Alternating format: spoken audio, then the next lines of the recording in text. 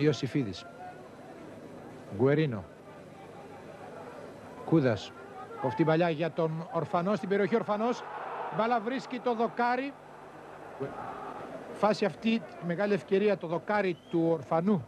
Το οριζόντιο δοκάρι έγινε στο 38. Σαλαμάγκας πάντα. Μπαλιά που πάει να περάσει για τον Κωτίδη μες στην περιοχή. Ο Πέλιος τελικά γίνεται ένα σούτ από το Λαμπρινό και είναι το γκολ για τον Εθνικό στο πρώτο κιόλας λεπτό του αγώνα.